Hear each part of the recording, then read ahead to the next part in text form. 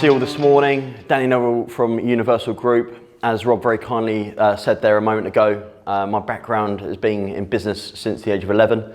So since then I've been buying and selling products online, built my first website at age 13 and built a marketing agency with 32 team members since 2011. So Universal Group spans a wide variety of services including website design and build, social media, email, blog, SEO, pay-per-click, text message marketing, mobile apps, essentially helping businesses generate more inquiries through the internet for new customers and helping you upsell and cross-sell more services and products to existing clients as well. So how often have you been neglected once you've bought from a company to never hear from them again? And how often have you had that painful experience where a competitor has managed to poach another product or service sale that you could have offered your customer? So that's where we help businesses generate more sales inquiries into a company from existing clients as well as new customers. New customers is always the most expensive part of marketing and advertising. Getting a customer in for the first time is the most expensive part.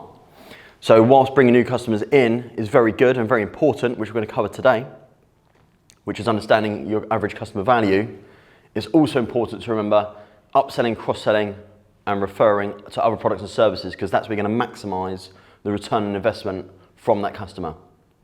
So today is going to be a bit of an exercise for you as well, so hopefully you've got pen and paper and pens or tablets, phones, whatever you want to use in front of you, because I'd like you to use this as an exercise today to be able to go into the new year with your marketing plan, sales and marketing activities, knowing how much your average customer is worth.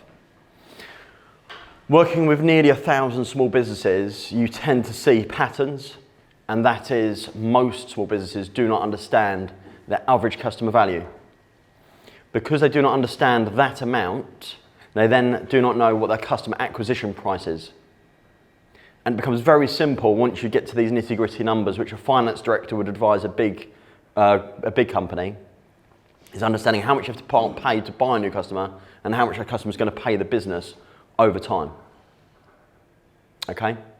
A business that I've seen recently who must know their numbers is Dojo Payments. So I've seen with their business model, they'd be willing to pay £3,000 to £4,000 to buy someone out of a contract of a card terminal, and yet they put a new customer in on a rolling contract on that basis. So for me, that is high risk movement. However, clearly they've got a finance director saying, on average, we buy them in, we may pay £3,000 or £4,000 to buy them out of the contract, but on average they spend more than that, whatever that number may be. And that is understanding in customer acquisition, because obviously they're willing to spend up to £3,000 or £4,000 to get a new customer,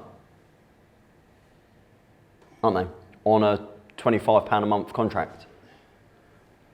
So that's what I want you to look at today, is a basic multiplier, a formula, which I'm going to share with you right now.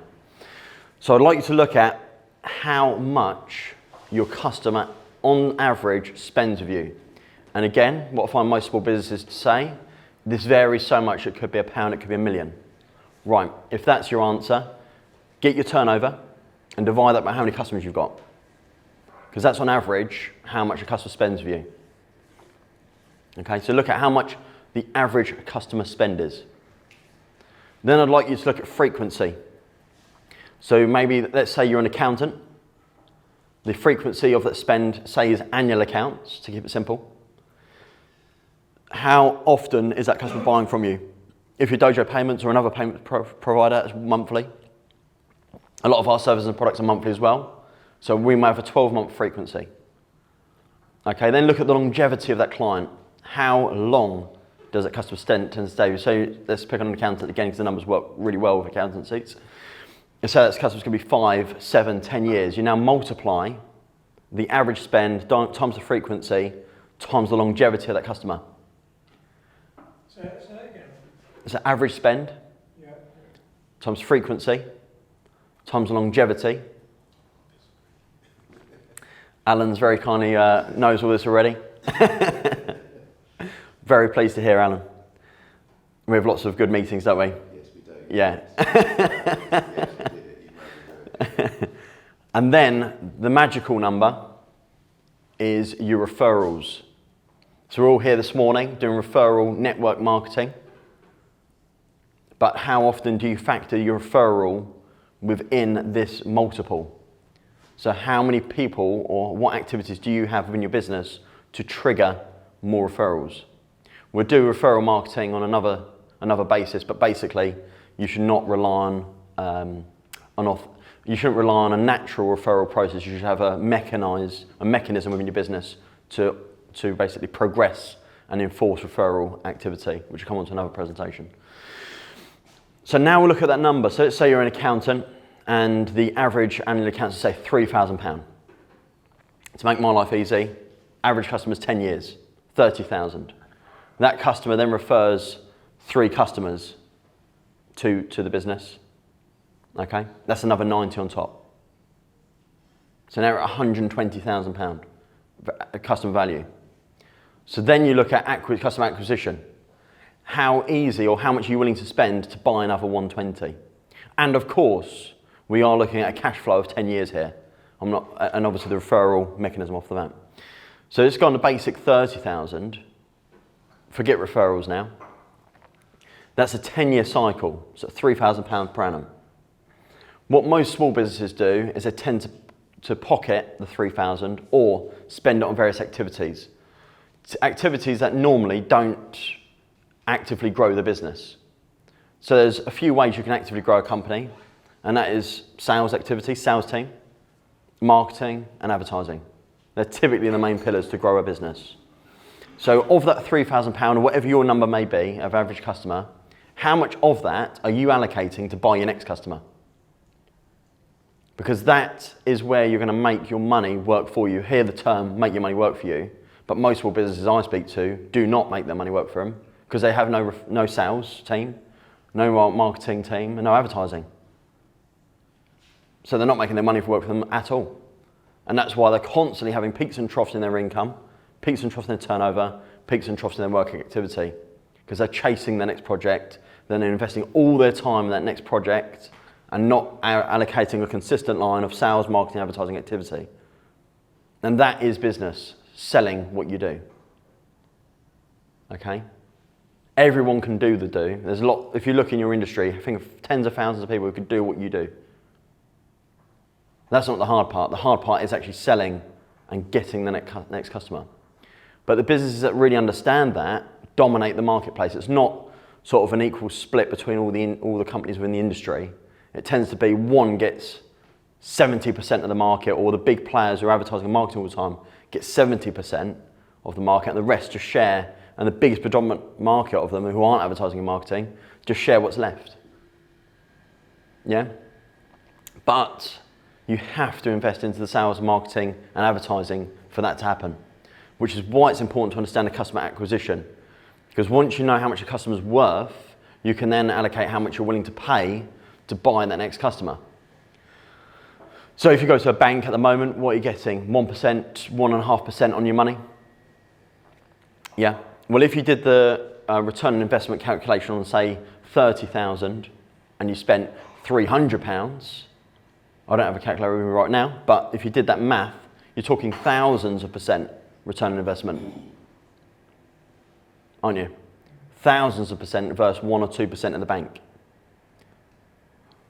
So that's my advice today, is understanding how much your customers are worth, looking at how you're going to buy your next customer, how much you're willing to pay for your next customer, and then that leads me on to budgets. The only budget you should really allocate is how much you're willing to pay for another customer.